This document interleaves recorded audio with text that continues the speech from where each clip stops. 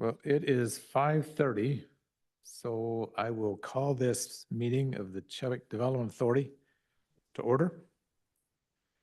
Does anybody have any conflicts regarding anything on the agenda today? Hearing none, I will assume there are none, so we will proceed. Item number 2 on our agenda, we're going to bump that to the end so everybody doesn't have to sit here and wait, or actually, you're the only one that's not on part of this, but we don't want you to sit here and wait for half an hour. Yeah, but anyway, so we'll do our board training after we go through the rest of the agenda items. I would entertain a motion to approve the minutes from our March 31st meeting, if you've read those and had a chance to read.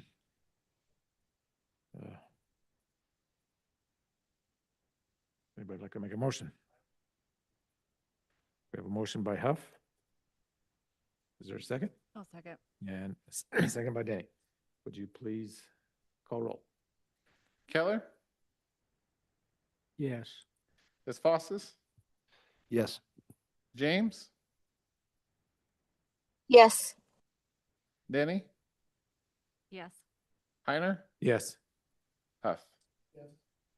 And just please remember to turn your mics on when you talk. Yes. All right. General business item number 1, board review, the administrative and ministerial claims for March 26th and the financials for April 26th. Ashley, do you want to go through those? Mr. Chairman, members of the board, I don't really have much to add other than these are in your packet and I'm happy to stand for any questions you may have. Does anybody have any questions on those? No, Mr. Chair, I'd move to approve. Okay. We have a motion to, well, actually, we don't need one. This Oh, is, that's right. this isn't an action item. It's just review those because Right. we have to review those and then we approve these. I forget that too. So just as soon as I look at this, no, this is an action item. And I highlighted these in different colors so I know which one would be, and I still forgot. That was a rush, my bad. No, it's all good. Okay, another discussion item, financial report for April 26th. Do you have anything for us on that, Ashley? Mr. Chairman, members of the board, in your packet is the April 2026 financial statements. I will just go over our balances as of April 30th. Our general balance is at $178,032. Our downtown, this is the old 1992 plan balance, is $253,314. The Pine Ridge Mall balance is at $181,436. Northside Development District is at $62,739. Harvest Spring District is at $49,062 for total cash balances of $724,583. All right. Any questions on that? Okay, thank you. All right. Now, first action item number 3 is approved claims. Mr. Chairman, members of the board, in your packet, you have the unpaid bills detail as of May 11th. AF Public Solutions, $1,380. Bannock County Auditor, this is the amount we just talked about for the original 1992 plan. Now that we have gone through our audit and approved that audit as of March 31st, we are ready to give our remaining dollars back for that district to the county. So we will be cutting them a check in the amount of $253,314 and officially closing the books on that district.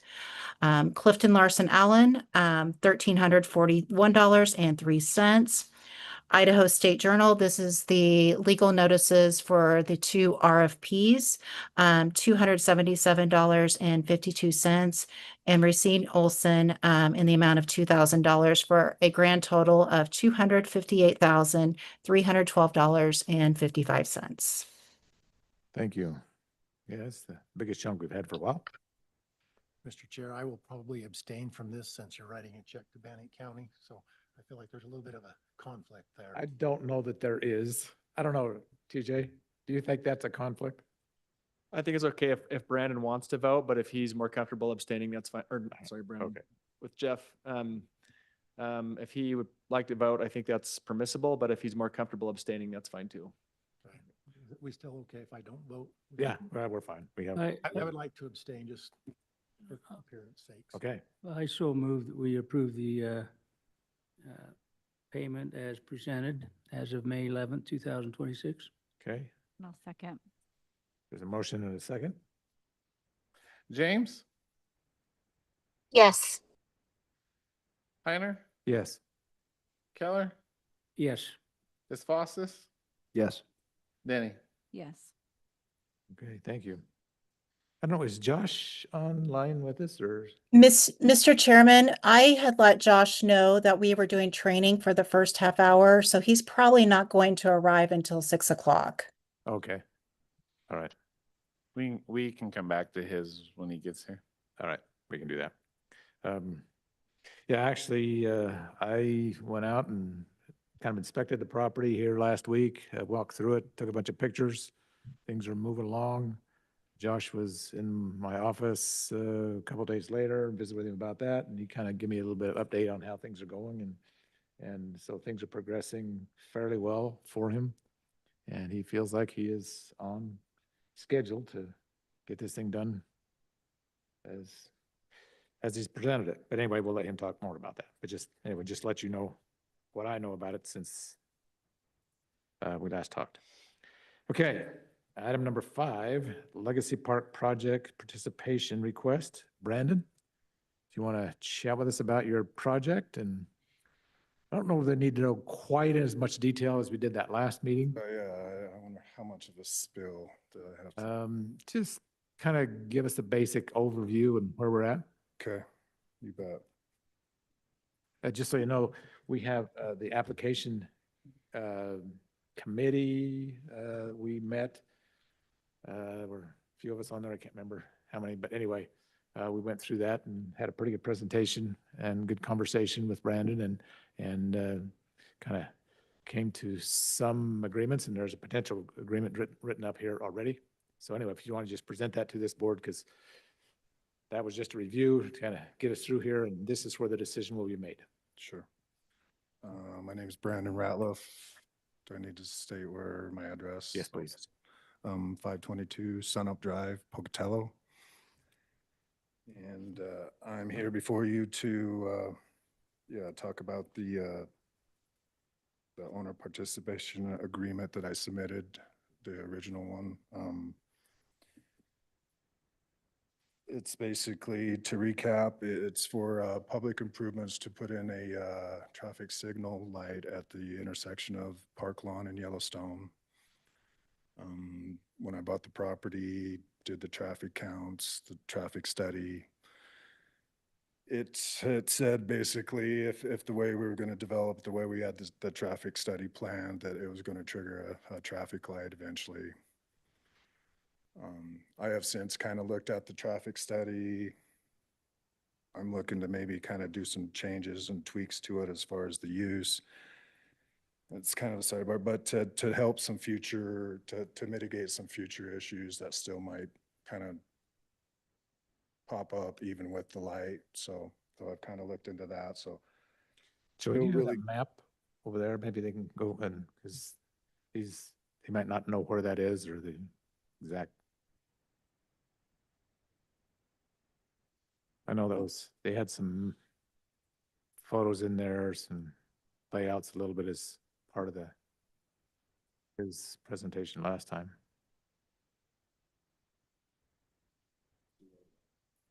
It's on Yellowstone and Park Lawn. Park Lawn. Yeah. On the east side of Yellowstone.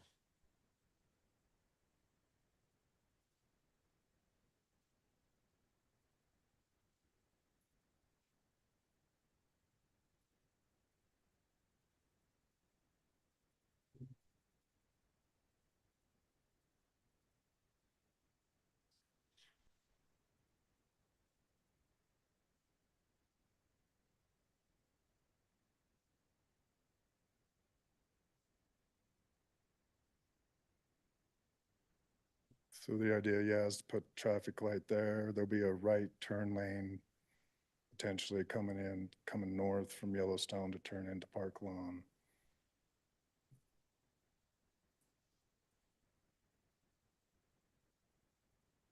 Okay.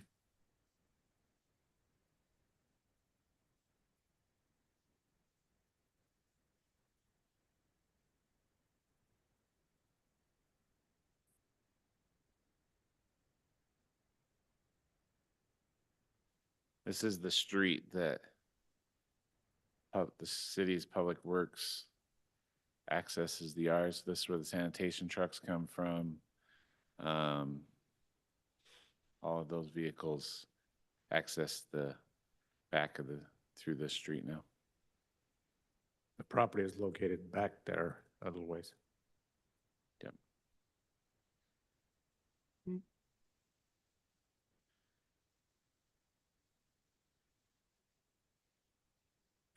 Okay, go ahead. Okay. So yeah, so once I kind of found out that was after I bought the property that I realized I found out that I was maybe on the hook for a traffic light. So obviously there was kind of some second guessing and plan B and scrambling to see what we could do. I submitted in summer of '24 after talking to Devin when he was here about the possibility of trying to establish a TIF district then. And I think that was in line with, we were trying to do a land swap and possibly swap some more ground for the park. And we were going to swap possibly for the ground in Chubbuck. That never came to fruition, but in the process of trying to establish the TIF for my project, it was the CDA, I guess, decided to maybe encompass a bigger area, which I feel is smart. Like, I felt that was a good idea. Like, might as well take advantage of my development to help do some other improvements along the corridor and all that. After reading through the urban renewal district and the feasibility plan and looking at the potential projects that were picked out, for this district and for the 20 years to try to take care of these projects. I felt like my project is definitely going to be a key driver to help the CDA accomplish some of their goals. And so that I feel like it follows the comprehensive plan as far as making Yellowstone corridor a priority corridor to do projects to, just increase safety and efficient traffic. And so by, being able to put a traffic light in, we're going to help that. It's going to help facilitate this development. It's going to improve the sidewalks. It's going to improve the ADA. This is going to actually put in it's going to be the only pedestrian crossing across Yellowstone that's going to actually be set up to do that. So I think that's going to be big for people to try to access Capel Park and just try to improve the corridor to make it more, walker friendly, bicycle friendly. I know that's big in the study of trying to make it, so we don't have to drive our cars around everywhere all the time. So that's going to be a plus. I feel like with helping me out with light and being able to do this participation agreement, I've kind of gone over the estimates of what my project can bring in. From the initial list, it was added up to be about 84 million. And I went back through and adjusted it and looked at, 4 years into it, we're kind of, okay, this is how it's kind of filling in. And so I've done some adjustments there. I feel like with what I have, with what's projected, I feel like I think it's going to be closer to 120 to 127 million for my development. So that's, you know, an extra 40 million. I feel like that it's going to help contribute to be able to do the list of priority projects. You know, not only mine, but, you know, the other ones you have on the list to try to take care of. So, so I was kind of excited about that. Hopefully, you know, we'll be able to generate that revenue. That's conservative too, you know, on the conservative side of everything. They didn't have the corner in there. I don't own the corner, but the corner was included in my traffic study, so it's kind of thrown into this, even though technically he's not on the hook for anything. But, so I threw that in there, 7-10 million, so I don't think that was kind of thrown in the original, so made some different stuff there. The apartment stuff, they had about 48 million. The townhouse, the newer townhouse development I've sold off, it's gonna add another 25 to that. So that was a big adjustment up. So yeah, so I feel like, and the idea is, my development, I'm not waiting around like Knutson, and I'm not gonna sit on it and just let it sit there. Like, we've already got stuff going. I've already sold off all the apartment stuff. And then that's gonna generate that's like 75 million right there. Anticipated being done 28, 29. So that lines up with the time frame in the study. So I feel like we're gonna meet that. You know, the commercial stuff, that's kind of a crapshoot. That might take a little longer, but I mean, my motivation is, if I get help with the light, my motivation is, yeah, I want to get paid back sooner than later. Sure. So obviously I'm going to be motivated to Right. To make Get that- things get things happen, coming you in, know. get the Yeah. development happening in there. Yeah, and then that's just how I approach things. Like, I don't want to buy property and just sit on So, it for 10, 20 The years. apartments you're talking about, where on the property? Is that on, farther on the east end of that, or where's? That I'm is just the curious. southeast corner. Southeast corner. It's kind of set up in quadrants. That's Got what I the was thinking. roundabout in the middle. I haven't seen a plat or anything like that, so I just didn't Yeah. know how that was situated, but I just kind of curious. So we've kind of got it separated. So it's tucked by itself, and then we've got roads kind of buffer and from the commercial and stuff. So far it seems to be laying out pretty good.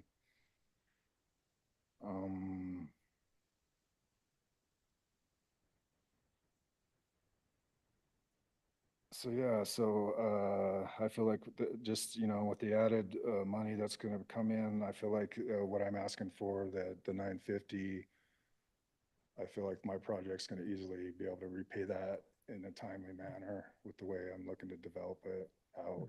So that's going to be a positive. We're going to take care of the first thing on the list right off the bat. We'll be able to knock that off, you know. Yeah. So, I mean, I feel like the timing of this has been pretty good, because you guys started this and we've already got stuff going, selling stuff off. You know, like, So you think that traffic light will? if I was like Knutson and just sitting there, then like, I don't know where you guys, it'll be interesting to see after I'm done, because I plan on trying to have everything built out by 30. And at least by 28, I'll have everything online as far as lots for sale, ready to go for people to come in and build. So I'm trying to speed up the time frame for what they're saying. They're saying like Division 3 would be 36 in the study. So I feel like with the participation, that's going to help me facilitate the development faster. In turn, that's going to help you guys generate revenue faster. And it's going to trickle down. It's going to be Right. because I even looked at the graph that looked at the payouts.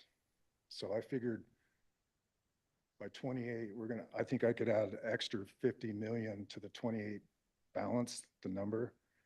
And so I tried the old AI and put the graph in there and tried to had to prompt it a million times to get what I needed.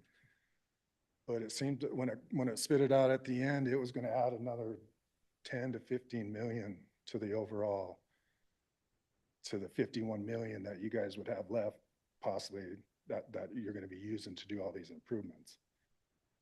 So I feel like that's a positive, that's a plus. It's gonna speed up. I mean, that's gonna give you guys more of a chance to do some of these bigger projects. You know, the 10 million Highline, Siphon, some of those bigger ones that you guys are wanting to try to do. Yeah. Along with the other stuff, all the improvements on Linden and some of the side streets and stuff like that. Mr. Chair, may I ask a question real quick? Yes. Sure. Would you talk about your time frame for the light and how you communicated with ITD to Sure. get that in? Because to me, that's the cornerstone of this project. If we can get a light in there, then that really seals the deal on this thing. Yeah, that might help the development to come on. Yeah, yeah. I mean, I'm limited to how much I can develop if I don't put the light in. Right. You know, the deal I worked with the state is if I get 85% of the warrant, I was going to engineer the light. Once I hit that 100%, then I'm kind of on the hook to do it. Until I hit that number, like, you know, I don't have to put it in, but the plan of development is to just keep moving forward and, you know, not try to slow play that and, you know, but I've done all the engineering. We've submitted it to the state and the city. It's all out to bid. I pretty much got the numbers dialed in. Little bit left to do with landscaping and stuff like that, but I've been kind of waiting just to see if I get total approval before I finish it all up So would you estimate the light going in like 27 or 28 or even this year. 26? Yeah. Yeah. I was driving down there. Is the other day. ITD on board with that? Do you know? Yeah, from what I've heard and everything that they've come back to me, they didn't have any objections to me trying to put it in.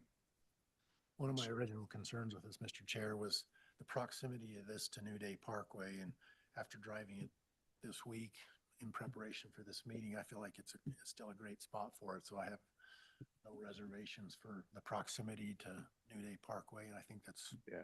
with that light, I like it. Yeah, I think it'd be fine. And Well, and with the potential traffic flow in and out of there, it's Correct. needed. Correct. yeah, because the traffic study says with what the original uses were, there was going to be about 15,000 trips a day that'll hit Industry, Briscoe, and Park Lawn. But you know, they're saying by the end of, that's like 38 or at the end of the deal, that's what they expect. So that's, you know, 10, 15, 20 years down the road.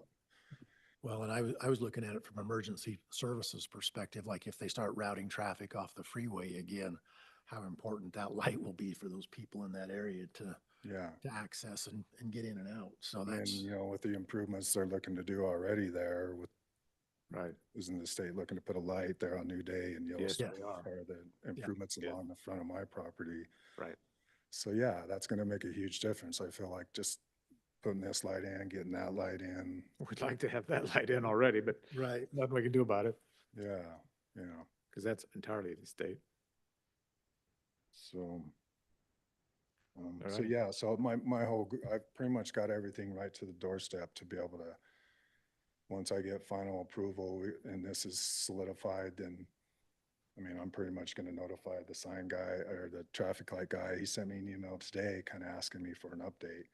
So I know, you know, these guys are, I've kind of let them know that I'm looking to try to do this spring. I mean, the first thing we would do is I get Auto Power out there. Auto Power right now is revisiting the bid I did a year ago. And the time passed by, so then I had to resubmit. So they're basically just going back over what I resubmitted. So I don't see any issues there unless something pops up, you know, out of the blue that they didn't catch on the original. So I'm waiting for that. That'd be the first thing that goes down. I'd pay for that. We'd move the 2 poles. And then we could actually get started on the infrastructure improvements and the lighting. Okay. So. Now you've read through this agreement, right? Yes, I You have. have a copy of that. Are you okay with that and the terms in there? Yeah, no, for the most part, yeah, everything I've seen, I guess, just a couple clarification points on my end would be, And I guess I'd ask, you're familiar with the potential reimbursement time and how that is kind of well, that's what one of the we're questions. restricted to? that's one of the questions I was kind of gonna ask, yeah, as far as, it talks about disbursement, 30 days after agency approval, they would try to disperse the funds, are not, if they're not available at the time of approval, agency will disperse the approved reimbursement within 30 days after agency receives revenue allocated sufficient to make the reimbursement. So I guess my question is this like a one-time payout deal, or is it going to be paid out yearly until we hit that number? Yeah, Mr. Chairman, Brandon, this is TJ Budge. And as qualifying expenses are incurred, you can submit those for reimbursement. So that can happen as they're incurred, as the project goes along, and then they'll be reimbursed as funding is available. You don't have to wait till the end or anything like that. And that will happen until you've been reimbursed for all of the qualifying expenses, or we get to 2045. If for some reason you're not fully reimbursed, then it ends at that point. But our expectation is that the tax increment will enable reimbursement of that before that date. Okay, that's what I was anticipating, because talking to Ashley, it sounded, yeah, you guys are just getting started up. As far as this urban renewal area, there's not a lot of money. No, there isn't. Yeah. There's none at this point. So, I mean, some of the apartments for Knutson and stuff, are you starting to, is that stuff gonna start coming as far as revenue from them here? So it will come in, but there's a delay. So as you know, It's taxes are 27. paid in arrears, so we don't have any money to disperse now. And if you're gonna go put in the light up front, you're gonna have a bunch of qualifying expenses that you'll submit for reimbursement, and we'll just be sitting on it until increment is generated from your property. So, Okay. It may be a few years. yeah, it's gonna For take, anything I have no idea how long. accumulated. And the apartments that are going up there, they're all getting their COs. They'll be done this year. So that's 12, 13 million right there. But if they're, so if they got COs this year for 26, and I was gonna double check with the tax, but like, does it go on the books in 26, or does it actually go to 27? As far as the tax and how they start taxing it? Yeah, that's a great question. Ashley, do you know the timing of when the assessor would revalue the property? It'll be next It- year. Be next It, year. it'll be next year. Yeah, it's during this time period now that they're doing it. And so it'll be next year. And just clarification for Brandon, we get increment, when increment comes in, we receive it twice a year from the county. It typically at the end of January and then at the end of July. So just so you know, those are kind of the timeframes where we get these dollars. It will probably be, I'm gonna say, it's probably gonna be fiscal year 28 before we actually see any real increment come from your project, assuming that it is continuing at the rate that you are anticipating. And just to clarify that just a little further, the assessor has just barely finished her assessments, probably, I want to say 3 weeks ago, and the Mhm. assessments are going out now. So just so you have a time frame. And so that'll take care of this year, and then 27 and 28 would follow similarly. So I think Ashley's probably correct. You won't see much of an increase until 28. Yeah, that's understandable. I mean, I realize that and understand that. So, yeah, so the idea, once you actually start having money in the account, does that mean like you'll pay me out 80% of what's in the account twice a year, or does it, and then you guys will keep 20%? Is that how it'll kind of be paid out? Yeah. Up, and then however many years it takes to meet Right. the total. Yeah, that's basically the way it works. Yeah. That's what I was kind of, my understanding of what was going to happen. It was going to be yearly pay downs until we kind of get to that number. Yes, and just to clarify a little bit further, Brandon, there is responsibility on you. And we'll work on a list of things that you'll be required to provide to me. So I can work with our accounting firm to make sure that we can give you the reimbursements in a timely fashion. We'll need to make sure that all the property taxes have been paid for the ownership that you have. We'll need to make sure we have all the receipts, the canceled checks, etc. So we'll work through all of that, but there is going to be some responsibility on your part in order to be able to get those payments. Sure. Yeah, I kind of read through the agreement and it kind of outlined a lot of that stuff, so. Do you have Sounds any good. other questions for us? Oh, I guess I do. I have one other question on the, so here on the,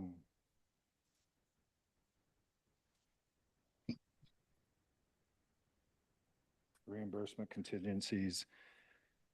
Number C says agency will retain 20% of the revenue allocation proceeds generated by development of the site for project area operating and administrative expenses and for other public infrastructure improvements under the urban renewal plan. So does that mean you're going to take a percentage of that 20% and actually spend it on other projects outside of my development? Potentially. Okay. That 20% basically comes into the CDA The to cover feasibility expenses. study and- said 10%. Pardon? So the feasibility said there would be a 10% holdback. So I was just curious, that extra 10%, is that what that's kind of going forward towards? Because I feel like if I'm willing to put up the money and do this, I feel like I should get all the proceeds from the stuff that's being generated, the income that's being generated on my project. Like, to me, this says you're gonna set aside 10% and you're gonna go spend it over here, and you're gonna go spend it over here. When, I mean, I don't know, I'm stepping up, I'm trying to facilitate this in an expedited fashion that's gonna help you guys in the long run to be able to generate more money. And we're looking at almost $1 million. Like, I don't know, I feel like, unless you've got other people that are looking to do participation agreements, or, I mean, I understand you got other projects you want to do, and I understand you can change the list of priority on what you want done and what you don't want done as far as timing and, but I feel like this, I don't, I don't know. That's just my opinion. I would like to see all the money generated off of that site be able to be funneled back to me to pay me back. Mr. Chairman, may I add in? Please. So Brandon, one of the things you need to take into consideration is the percentage that we receive. And again, we're not going to receive a whole lot for a number of years. It is also to go to operations for the CDA. So this is helping to pay for the folks who are keeping the lights on and processing the claims and making sure that the projects are being executed. So that's really important. The other thing that the committee discussed after you left back in April was the fact that this is the standard percentage split that we typically do for OPAs. So for our Northside district and our Harvest Springs district, it is an 80%, 20% split. It gives the agency enough money to be able to run, which is really incredibly important in this situation. And also it gives us the ability to be able to invest in other areas. Otherwise, how would we generate enough dollars to be able to do so? So I think those are just really important points. This is pretty much what we do for OPAs so far with the CDA. It's kind of a standard operating procedure for us. Okay, yeah, the 20%, and yeah. I don't know, I But- feel like the commitment I'm making should deserve more of a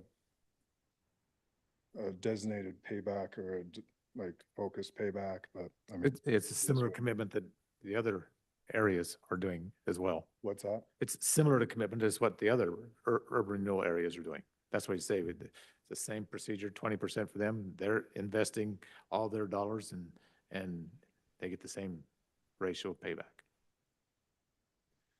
Sure. Chairman So Heiner? you're- I understand that. And also it doesn't mean you only get 80% reimbursement of your eligible costs. You'll be able to get reimbursed 100% of those as long as the Yeah, increment, 80% of the increment is sufficient to cover that. yeah, I understand. So that, okay. And the math appears like it should definitely do that. Okay. Yeah, because if you look at, if going back to the chart, if I can put that extra, if we can get the extra 40 or 50 million put on that 28 balance for total valuation, like, but in a couple of years after that, it almost doubled what you had in your bank account. So it went from 600 to about 1 million something. So it was a huge jump. Like if we can get that stuff, put in, because I mean, I'm about ready to sell the 10 acres to a person to do a project. So they'll get started this year, hopefully. And that's 179 units there. Right. That's about $50 million. And that will help that increment increase faster. Yeah, yeah. So theoretically, you could get repaid faster. or get Exactly, reimbursed. exactly. So I feel like me pushing the way I'm pushing, like I said, I could be poor boy Farms Knutson and just sit on this stuff. And I mean, he sold 3 parcels in 10, 12 years. Like, I feel like, and I can see why you got his stuff pushed out to 36 and 38. Because it might take that long before somebody comes in there. And the money they want for that stuff is just kind of ridiculous. Like, nobody's going to come in and want to pay for that. You're a realtor. You've seen the prices that they want for that stuff. For the total acreage, they want $9 a square foot. Like, you got to buy 45 acres, $9 a square foot. I mean, I paid $263 for the 40 acres we got. I felt like that was too much. So honestly, like, once Legacy's done, I feel like you're going to be scratching at the barrel to get newer funds.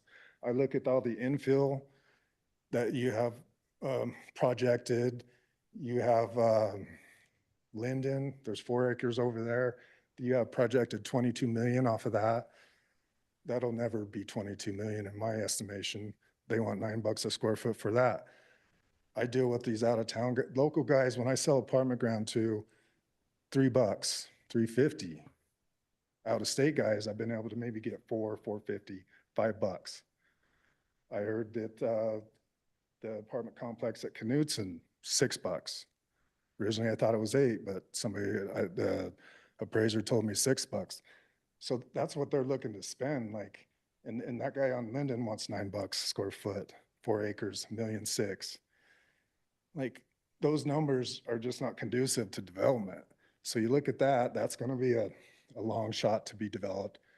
You look at the 8 acres on Yellowstone where the housing is, the manufactured homes, that long strip right there, that's another big undeveloped parcel. There again, $9 a square foot, but you got to pay $9 for the stuff that sits all the way in the back. Like, people, and there's not enough frontage on that parcel. So that's going to be another hard parcel. That's another 20 million that they got projected. I feel like it's going to be lucky to get to that. Like, I'll never say never in real estate. I mean, I guess, stuff There's could a lot of happen. different kinds of properties within the urban renewal area. We know that. Yeah, And there's different owners that have different ideas. yeah. And But I'm we're, just telling you, as a 20-year developer and what I've seen living here and growing up here and having to deal with the economy for the last, like, it's not an easy place to make a living sometimes. I mean, we have our moments when things are good, but when things aren't good, and I look at the other one where the auto image, where the car dealer's going, that whole area, I think you had 22 million off the feasibility. And I know these are all just kind of rough estimated numbers. They're throwing them out there. But I look at that, you might have 7 million there. That's a pole barn building they're building, 2 or 3 million. He's got a couple other buildings behind it. There's only one lot on an undeveloped lot right on the corner there. And then you got the stuff where the granite guy is. So I really feel like there's supposedly 70, 75 million in infill potential for revenue. Right. I don't know, unless prices change and and people can spend the $9 a square foot and actually get more money than what the locals can get. Like, they can't come in here and spend that kind of money and set a new market. The market is the market, you know? They got to pay in relation to what the market is. So yeah, I just feel like my project's really going to kickstart this and is going to generate a lot of money. And by 32, I mean, I feel like we could have 100 million, almost 120. I could get Division 3 in by 27 or 28. I mean, that gives me 3 or 4 years to try to get that stuff sold and get that stuff on the books. I mean, I know we're dealing with, you know, we have to wait a year, we have to wait a year. So I just look like,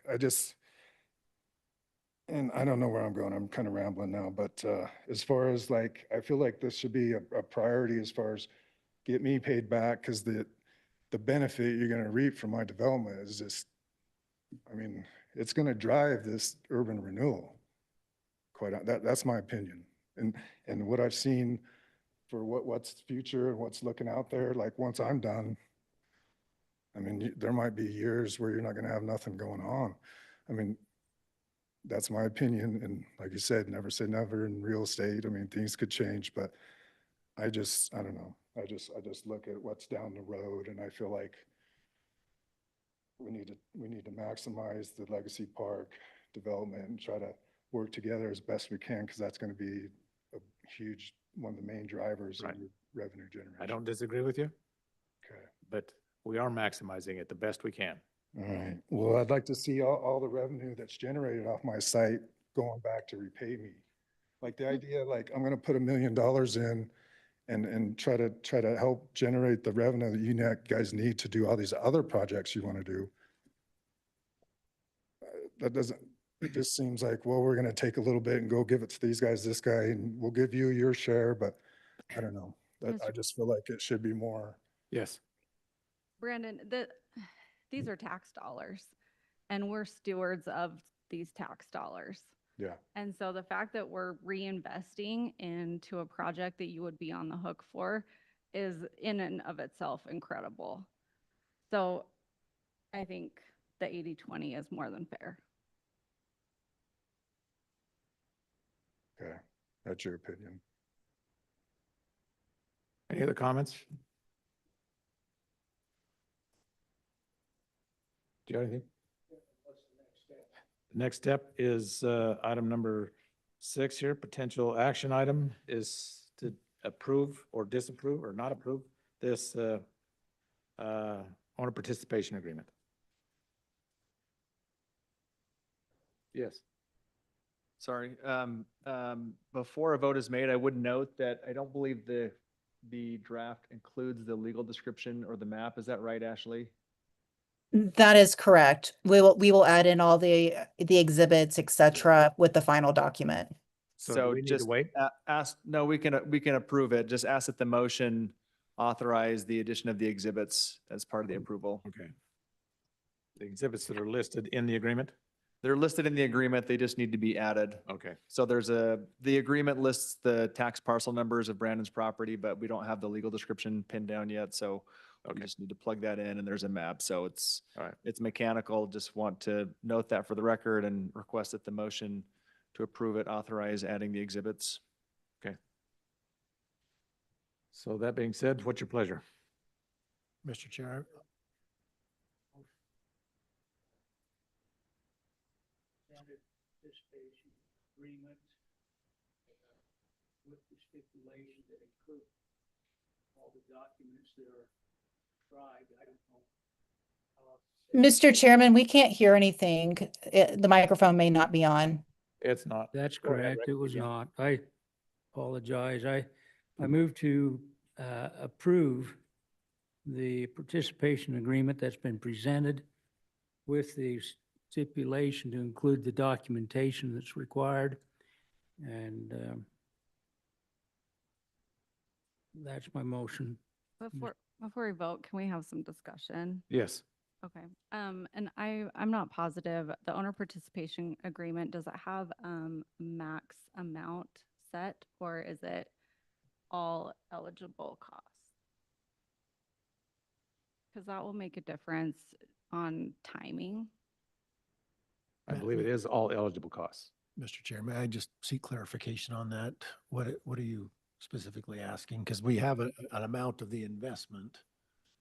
So help me understand your question, please. Yeah, so he said that it's out to bid. So if it's right now, the cost estimate is about $1 million. Is that correct? I have about 957. If all eligible costs end up being 1.5 million with cost escalation, Well, Is yeah, that- it's not gonna be that much. I've got hard bids, like, it is actually probably gonna come in under what I put out there. Yeah. I'm just saying, something crazy happens, right? So what you're asking is we're not approving a dollar amount right now. We're I'm- approving, I beg to differ because the project participation request is Is 957, 700. So to me, that's our cap. Yeah, and that's what I want to clarify. That's a great question. This is TJ, and Ashley, speak up if I'm missing something. But the agreement defines the improvements that qualify for reimbursement. They're in attachment 3, and I'll just read them so everybody's up to speed. It's design and construction of a traffic control improvement at the intersection of Yellowstone Avenue and Park Lawn Drive, including a full traffic signal installation. Second is engineering and construction of a dedicated right turn lane from Yellowstone Avenue to Park Lawn Drive. Third is coordination with Idaho Power for relocation of power poles as necessary to accommodate the improvements. And then fourth is related curbing, sidewalks, drainage, and appurtenant infrastructure required to complete the foregoing improvements in compliance with city and ITD standards. The OPA does not cap the amount of reimbursement. It's just whatever those actual costs are incurred. The application included an estimate of those costs, but we did not put a cap in there. Ashley, correct me if I'm wrong on any of this. No, Mr. Chairman and TJ, you're correct. Now, for the board, I have worked with OPAs in my other capacities that cap it and then do similar to what we're doing or what we're proposing this evening. So you can go either way. It really is your call on if you would like to have a max and not to exceed number from a reimbursement standpoint, or if you do want to be able to allow for flexibility and some fluctuating market conditions. There could be some language that say, that they have to be reasonable, and that have to be under the review by at least myself and our accounting firm and TJ and the chair. But we can take it a number of different ways. So, Mr. Chairman, I would propose that we cap it at the request, but allow for amendments to be made to the OPA. Mr. Chair, may I ask a quick follow-up question? yes. Of the developer, how much are you allowing for exactly what we're talking about here, overages? Are you having like a 10% overage in your ask or? Yeah, I've kind of padded it 10, 15%. I mean, Okay. I've got the major bid, the traffic light. I mean, the traffic light's 575,000 of it. So I've got that solidified, ready to go. Pretty much picked him. I'm gonna go with that bid.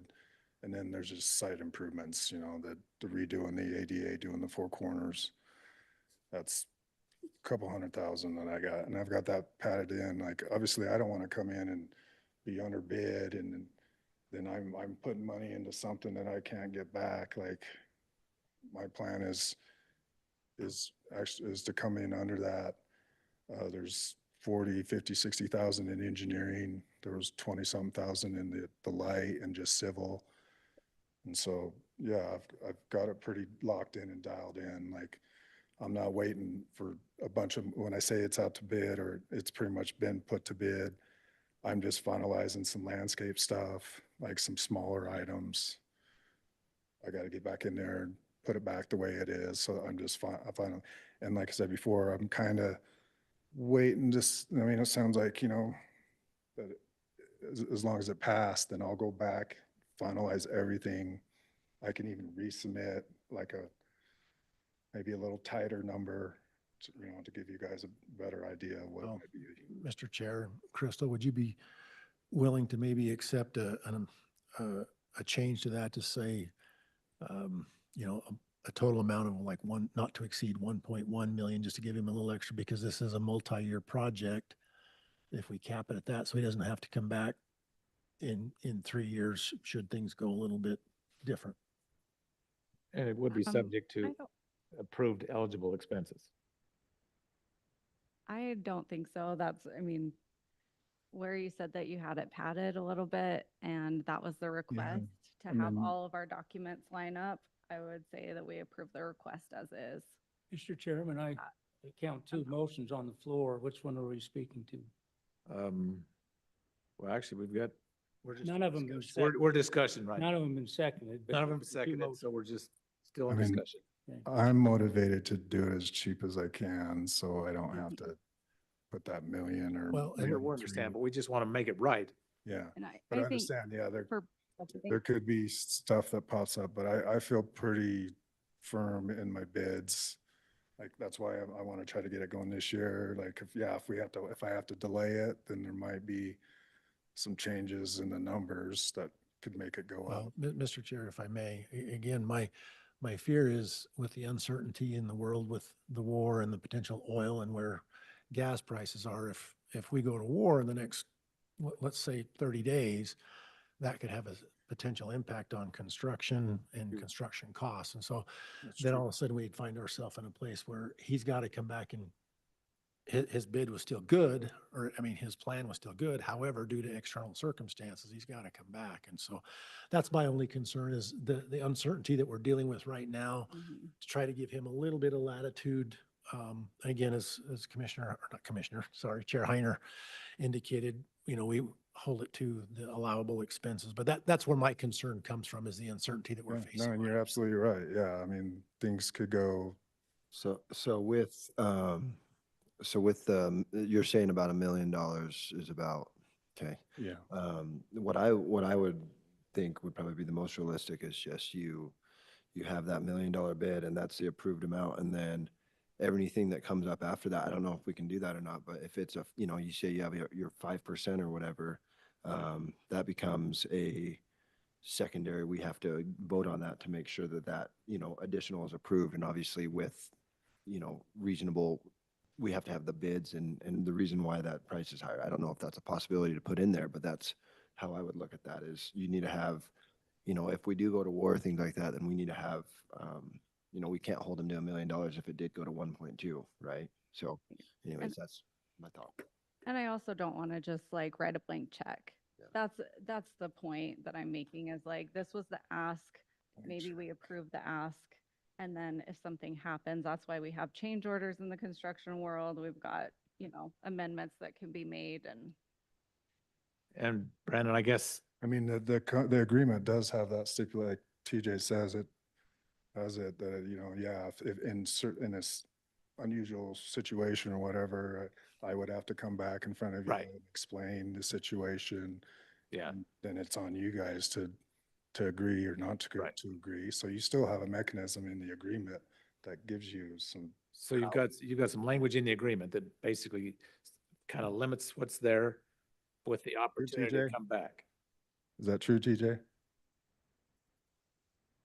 I'm not sure which section specifically you're providing, but it's not a problem to come back if it goes over budget. It's not a problem to come back and address that at that time.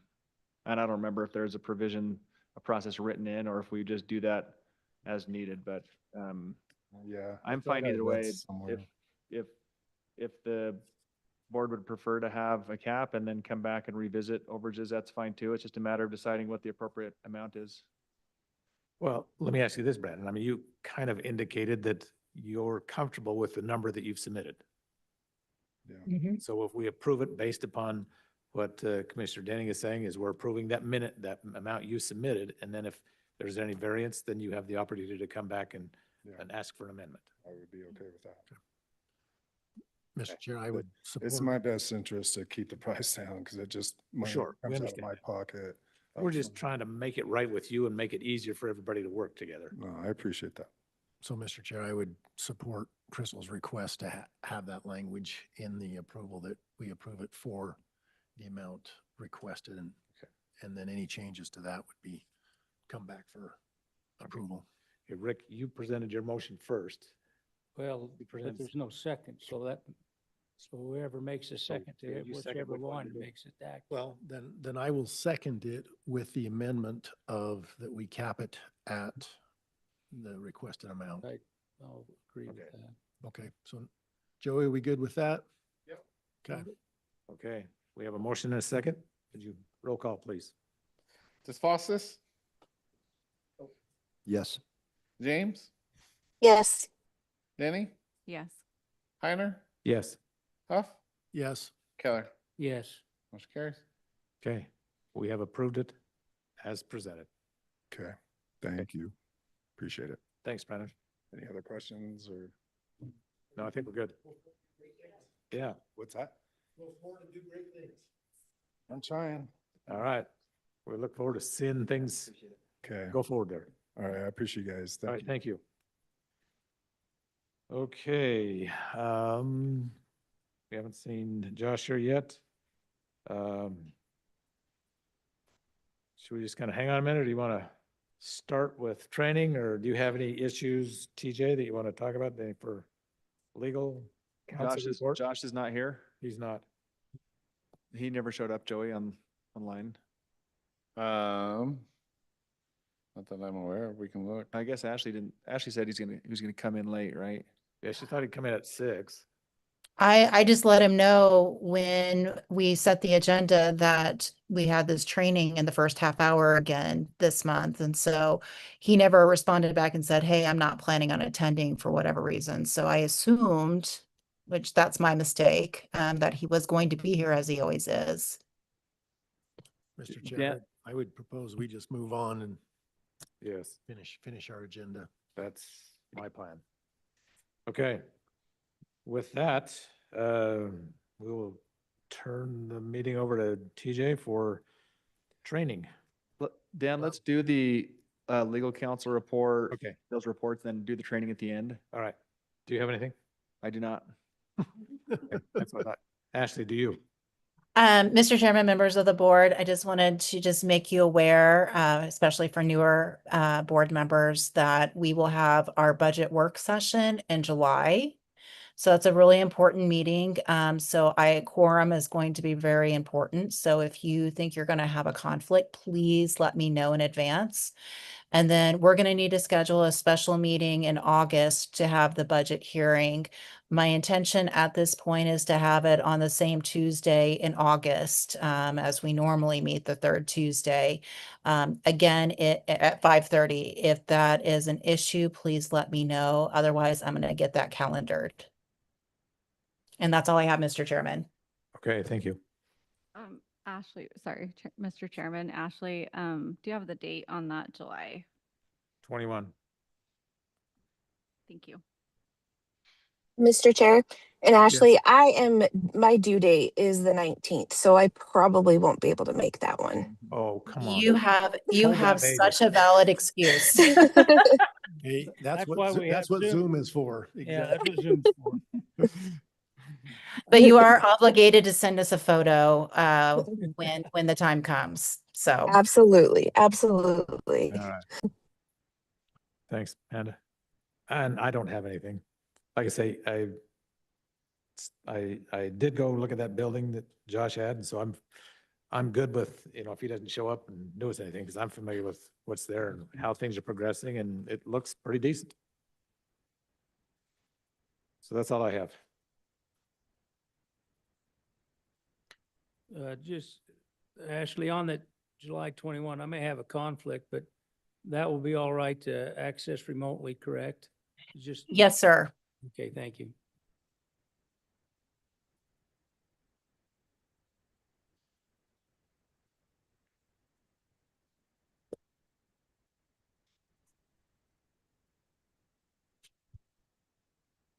Go. You're up. Do you have anything to report? from the No, chair? I don't. I said I Oh, don't. okay, gotcha. All right, I'm up. Yes.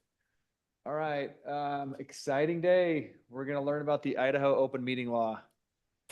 And Joey, you're gonna have to run that for me. So there's a section of the Idaho Code called the Ethics in Government section, and it addresses open meetings and conflicts of interest and things like that. And it's just designed to ensure that our government is transparent and people know what's going on and all of that. So in the Idaho open meeting law, this is the first section of the code. And it just sets the policy. So this is, I guess what we keep in mind that that the people are ultimately in charge, and they have a right to know how their policy and business is being conducted, and that it not be in secret. And even in a state where we have this policy and this section of the code that we're going to talk about, sometimes the business of the government happens in secret. And I've been, privy to circumstances where people are really, really upset with how things are happening. And so, saying this and actually doing this are two, not always the same. And it's just important to keep in mind that what we do and what the city does and the county and, other agencies, that we're accountable to the public, like, Crystal was talking about today. And they have a right to be present when we're making decisions and when we're discussing decisions. And that's what this section of the code is all about. Okay, next, Joey. Give me just a second. I'm going to follow along here. So the rule, and this is what this is all about, is that if we're doing business, if we're making decisions or even deliberating towards decisions, the public has the right to be here. There are some exceptions, but not that many. Next, Joey. Who does this apply to? It applies to public agencies. And when we think of that, we think of like Department of Health and Welfare and the County Commission, and it's all of those, but it's broader. It's any district, any board, school board. It's and there's sub-agencies. So sometimes organizations will like create work groups and things like that. Those work groups, if they meet the criteria, they're subject to this as well. So you don't get to like take stuff out of the public domain by putting it in some like study group or something like that. So this is a pretty broad definition, and this rule applies to all kinds of things, irrigation district boards and cemetery district boards. And some of these are not that good at following this because they're small and informal and stuff like that. Yeah. So, but they're supposed to. All right, next. Yeah, Joey. for example, just today, there was a meeting at 11 o'clock. Our new mayor set up a couple of advisory committees. There was one for building and development advisory committees that has 3 or 4 like from that industry in there. And he asked me to be the liaison with the council on that. It was an interesting meeting. It was this is their second meeting, the first one I attended. And we had some really good discussion, but it was public. Joey ran it and recorded it. And I assume it was out there for everybody to watch, just like they're watching this meeting or could potentially watch this meeting. Yeah. They're not live streamed. Okay, I didn't know. But a good example, it doesn't apply to private corporations and nonprofits. And sometimes you'll hear like in nonprofit meetings, people are like, well, you have to do this like the government does, but they don't. But if it's a government agency, it applies. There's this term in there, it applies to governing bodies. So you have to have two or more people, and they have to have authority to either make a decision or a recommendation. If all they're doing is like gathering information and submitting it, to the board, that doesn't apply. But if this group of 2 or more people, if they can make decisions or they can make recommendations to the decision maker, then they qualify as a governing body. Okay. Next, Joey, let's talk about what a meeting is. It's the convening of a governing body of a public agency to make a decision or deliberate towards a decision. So it doesn't say this verbatim, but convening means you have a quorum. If you don't have a quorum, generally you're not subject to the open meeting law. And you'll see like, Jeff is in a board of county commissioners with 3 people. So they're careful to only send one to lots of things because once they have 2, then they've got a quorum. And so that's, that's what required in terms of convening. And we often think about this happening in these formal environments like today, but can anybody think of like informal environments where this happens? Crystal, give us an example. Lunches, yes. So, do we ever have quorums that talk about business during lunch? It's really hard not to. The county commission doesn't, but there are others who do. It's really hard not to. Email strings can be convening. So if you've got a quorum on an email and they're not just making decisions, they're deliberating towards their decision, then that email string is supposed to be open to the public, which actually means that email string should not exist because they're not open to the public. Text strings, if a majority of you got on a text and were texting about stuff that was happening at a meeting, that would be a violation of the open meeting law because the public was not invited to be part of that text string. And there's no agenda and notice and stuff like that. Any questions about what a meeting is and what a meeting isn't? Got to have a quorum. Yeah. Yep. So, But you could have a serial quorum, oh, yes. which means two of you have a conversation, and then one of you have a conversation with another board member, and that is constituted as a serial quorum. Yeah, I think about like also like the hub of the wheel approach. So there was a county that I won't name, not Bannock County, once where their practice was for the planning and zoning administrator to talk to everybody individually and find out what they wanted to do on this thing. And there were emails and everything like that. And that became a problem when they made a decision that somebody didn't like and then found out about all of these kind of backdoor discussions. So this is kind of like the serial, meeting. So it's inconvenient. The open meeting law is inconvenient. It slows down the work of government. Stuff takes longer. It's annoying because you really just want to call the members of your board or whatever and just talk to them about it.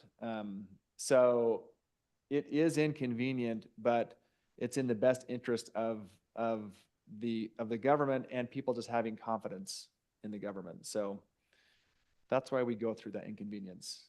Any other questions or comments on the meeting part? I do. Sometimes I'm CC'd on like city council, not Chubbuck, but other city council, and then they'll have like one new city council member reply all. And I know that's like a huge no-no, right?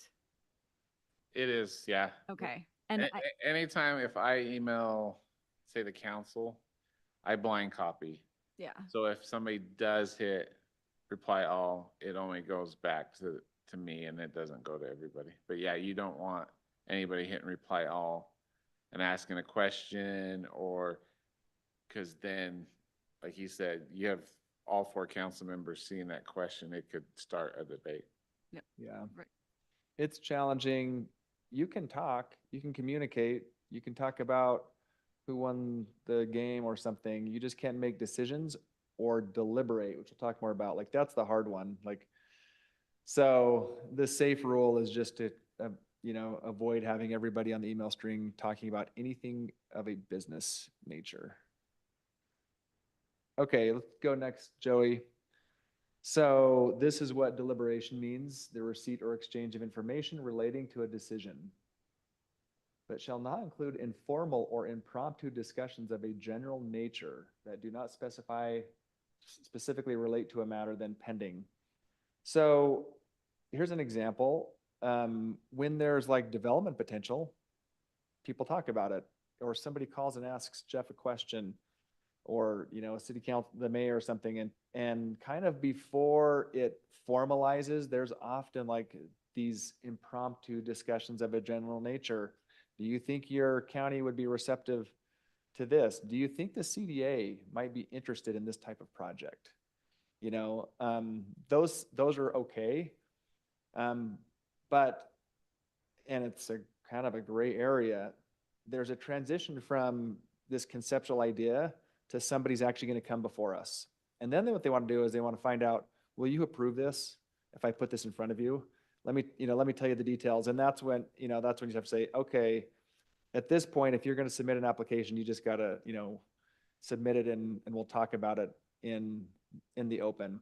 And this becomes kind of sometimes uncomfortable in a small town where you know people and they're your friends and they want to talk to you about it. And you don't want to tell your friend, hey, I can't talk to you about this thing that affects you and affects me. And so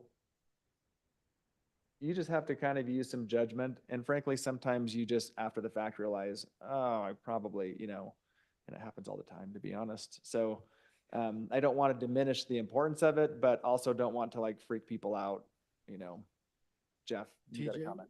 what about administrative stuff that's not like financially, for example, HR issues? Yeah.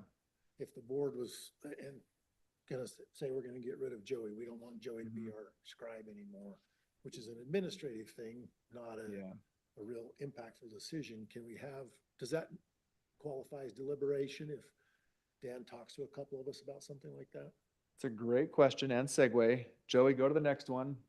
This is what a decision is defined as, because the open meeting law only applies if you're making a decision or deliberating towards a decision. And there is other stuff out there that's outside that bucket. So it talks about a determination, a vote, a disposition on a motion, proposal, resolution, order, ordinance, or measure in which you need a vote. So if it's something that the county commission has to vote on, Jeff, then it fits within this bucket. If it's something that's administrative that people don't vote on, we just do this as, part of our job or whatever, then it's not. So that's how we think about that. Does it require a vote or does it not? And if it does, then the deliberation piece kicks in. Does that make sense? It does. Okay, any questions about what a decision is or is not? Or comments or war stories? You also gotta think of the potential of a vote or action item. If there's a potential that it doesn't come to you before, but they could appeal to you, then there's that vote potential, that action item. Yeah. So for example, like our land use approves conditional use permits. But if they vote no, then they could appeal to the council. And so there's that potential that there's an action item, even though the initial, it may not, but there's always that potential. So there's a component that's, and Joey's kind of talking about this, there's an issue that's kind of related to this open meetings, but it's not part of the open meeting law. It's part of the Administrative Procedures Act, which governs how information comes to agencies. And in the Administrative Procedures Act, it says the decision has to be confined to the agency record. And what that means, and this is aside from like a quorum, that means when people want to influence you, they should be influencing you in the meeting. They should not be influencing you outside the meeting, but people are going to talk to you all the time. If it's a hot button, let's say it's like a data center at the Hoku plant.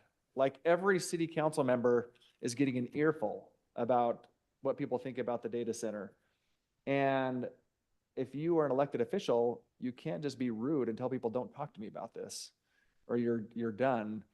But you kind of have to at some point tactfully say, thank you for sharing that. You need to come to the hearing on this because that's where the record is established. I can't make decisions based on outside conversations. I have to make it based on what happens at the hearing. We don't really get a lot of that because we don't do a lot of like stuff where the public is showing up and like pounding the table and stuff like that. But that kind of relates to this open meeting concept that, hey, we're doing our work here. We're gonna not make decisions outside this meeting, and we're gonna limit our decisions to what we hear in this meeting. So I kind of got off track there, but any comments or questions about that? All right. Voting, let's do the next one. No secret ballots. We can vote by acclamation. That means it can be like all in favor, say aye, all against, say nay. But if it's not unanimous, then you need to know who says the nays because the public has a right to know who voted how. And so what the customary practice is and our tradition is all roll call voting here. So, it is what it is, but you'll see a lot of like boards, they'll do all in favor, aye, all in favor, nay. And if it's unanimous, then it just sails through. If it's not, then the chair will call for a roll call vote. So the record is supposed to show who voted which way so the public can decide if they want to, keep them in or not. Any voting questions? Okay, next, Joey. We're getting to some boring stuff. The public has to have notice of a meeting so they know if they're going to show up. And there's two types of notice.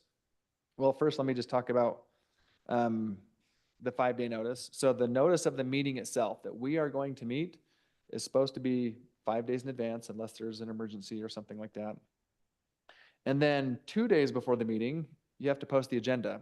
That's so the public can look and they can decide, do I want to come to this meeting? Is there something there I care about? And then there's stuff about where you post it. The media can request to be notified of meetings. Do you have any of those, Joey? Do you have any, do you have to send agendas to the newspaper or anybody who's asked to see them? No.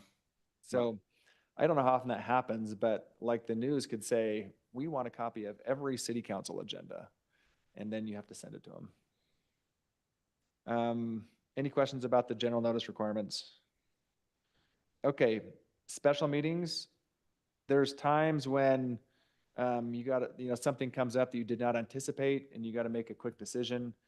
It's not an emergency. It's not like there's like loss of life or property, but it requires immediate action. We can call special meetings with 24 hours notice. Next, Joey.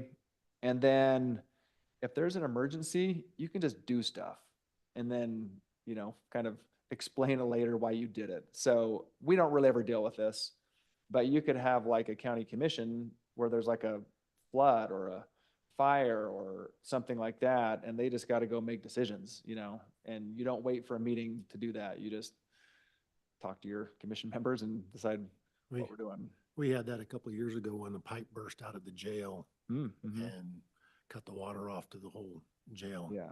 So yeah, that's how we handled that. You're fixing it, you're calling people, you're spending money, yeah. If you do have an emergency meeting, you still have to create a record of it, that you did this, and you have to explain why it was an emergency. So you can't really do it for like convenience. It's got to have a good reason. Let's go to agenda requirements. Joey, next one. This is kind of boring stuff, but the agenda has to be posted in advance. You have to do your best to get on the agenda all the stuff that you want on there. But sometimes stuff comes up or you change it. You can amend the agenda, preferably at the beginning of the meeting. If you amend it at the beginning of the meeting, then you're fine. You can also amend it during the meeting, but if you do, you can't make a final decision. So the general rule is if it's something that you knew about in advance, it should have been on in advance. If you didn't know about it because something came up or there's some change of circumstances and it's not really like prejudicial to the public, then you can go ahead and amend the agenda at the meeting. Any questions about that? All right, nobody's asleep yet.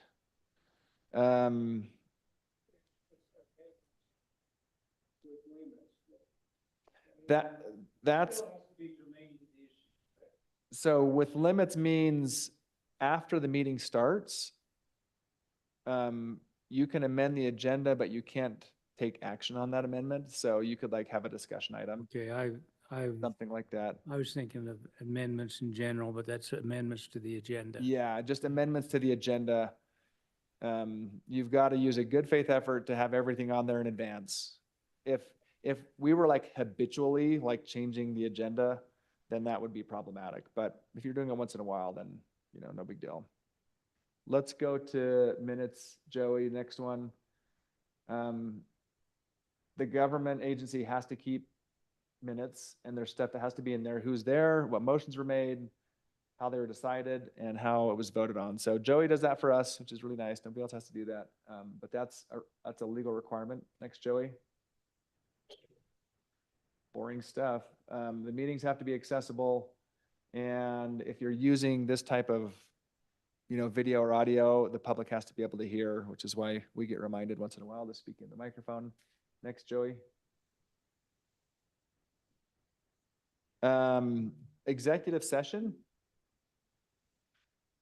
Let's do, okay, this is a meeting that's closed to the public. That's what that means. If it's executive session, it means the public is not allowed to be in that meeting. And there's specific things the state code says you can do in private. You can make hiring and discipline decisions. Makes sense. Real property acquisitions. If you had to like debate your offering price and your bottom line in public, Brandon, like, you know, whoever's competing against you is going to kill you in the negotiations. So, so if we're like negotiating something, we can have an executive session to talk about that. There's some things that are exempt from public disclosure. So there's some records that we may want to discuss that are confidential. If we need to talk about a lawsuit, if we get sued, we're in a lawsuit, somebody's threatening a lawsuit, we would go into executive session to talk about that because that stuff is protected by the attorney-client privilege as long as you're not letting the public know about it. And then there's some things with like labor contracts, insurance, stuff like that. So go next, Joey. Have we ever, Dan, gone into executive session? Yeah, we did. What was that for? We just did it Oh, for the yeah, yeah. the Yeah, contract. so that's a good example. You weren't invited. So let's skip to the next one, Joey, just to explain how it works. If you want to go in executive session, somebody has to make a motion and you have to cite the code section. And what'll happen is Joey will put on the agenda. He'll be like, executive session, code section, whatever. It's like personnel matters or something like that. And then somebody has to make a motion to go into executive session, citing that, has to be seconded, has to be voted upon by 2/3. So you got to have like a majority of the people that want to go in. And then you go into executive session, which means here, I think we just stay here. Did you guys stay here? You went back in there? Okay. So, gotcha. Some agencies go into a different room. Some kick the public out. Like sometimes there's like not a place to go and you kick them out and you turn off all the video and audio and then you talk. In that executive session, you can't make the decision. You can just talk about, you know, the issue or whatever. And then, Joey, go next. And then, oh, I didn't put, then you decide to come out of the executive session. And then when you come back out here, you can just continue with the agenda. You don't have to like report on what you discussed or anything like that. Sometimes you go into executive session, you come out and somebody makes a motion to decide that issue or to discuss it in public or something like that, which is fine, but you don't have to. Like you can just move on with the agenda. Any questions about executive sessions? The hard part with executive sessions is you are narrowing the scope to that specific item. Yeah. And sometimes the conversation wants to wander a little bit and you have to be on your game to say, nope, we have to stay here. Yeah. That does take discipline. It's kind of surprising when you go into those, like how natural it is to like drift into some other topic, just the way we talk about things. So you are limited to the reason you went in. You're not allowed to talk about other stuff as much as you want to. Okay, if we break the rule, we forget to provide notice, we whatever, and somebody complains or we decide to self-report or whatever, that means whatever decisions we made in that meeting are null and void and we have to redo them at the next meeting. It's just it's an annoyance and a nuisance, but it's just worth doing it if we need to. Sometimes there's like trivial things, like I'll be here and I'll be like, it's no big deal, you know, but if there was some significant, you know, violation or, you know, and often it's more like oversight, like it's inadvertent, like it was just a mistake. We didn't get something in the packet. We didn't get the notice, you know, posted or something like that, then we could cure it. There's also civil penalties, and this is to like, I think just send a message that this is really important to the government of Idaho. And so board members can have a personal fine of up to $250 for violating this. I've never seen this happen. I don't know if it ever has happened, but you know, I guess it's just hung out there like a stick. Or if you were like doing it intentionally or repeatedly, the fines could go up. I've never like seen or heard of this happening. It maybe has, like, I don't know, but that's there. The reason, Joey, go to the next one, it never happens is because it's easy to fix. If there's a violation, you just can either recognize it yourself, or usually it's like somebody, some disgruntled patron or whatever says, you didn't do this, and then you realize, you know what, they're right, we didn't do that. All you have to do is acknowledge it in the meeting, void the decision, and then go redo it at the next meeting. So it's easy to fix. And I've had clients that have had to fix it, especially some of these like smaller districts that are not very good at following this. So you can fix them. It's better to fix them than to fight people who are just being a nuisance, because it's usually people that are just trying to be a nuisance. But anyways, any questions about violations or curing? We're almost done. Next, Joey. You got 14 days to do this. Okay. So we're at the end. Here's the takeaways. If you're talking about public business, treat it as a meeting. That means there has to be a meeting notice, there has to be an agenda. You're having the discussion here. It's not like, at the city picnic or something like that. If there's a violation, you got 14 days to cure it. So easy to do, just make sure you do it.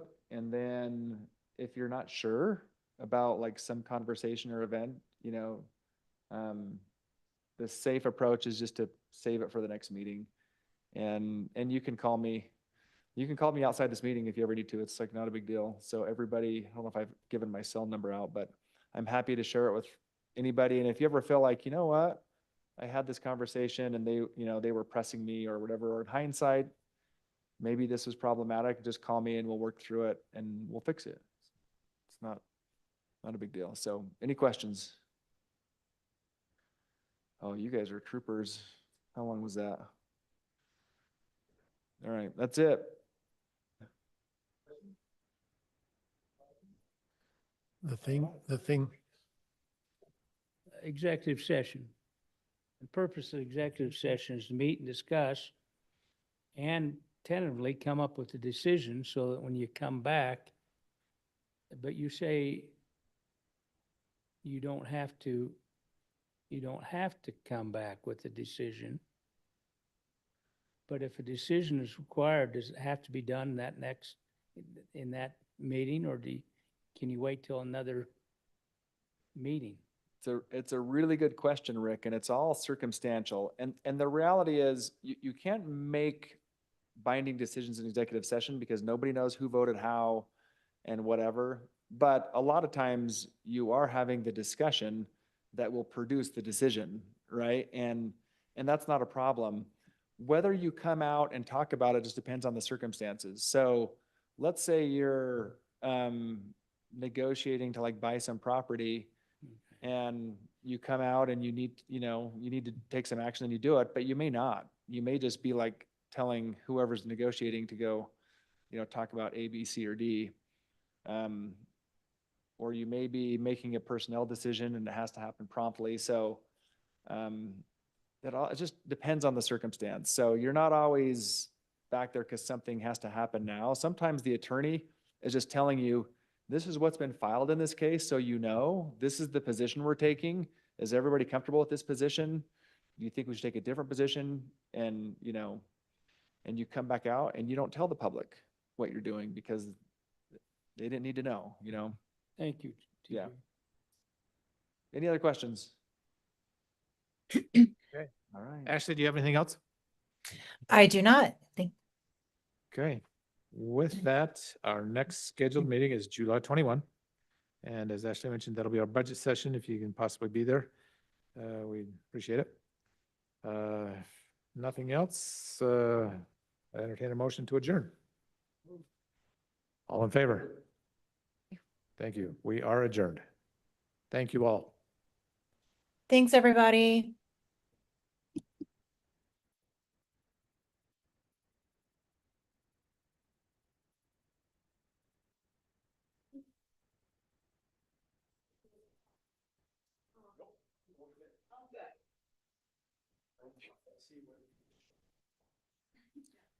What time will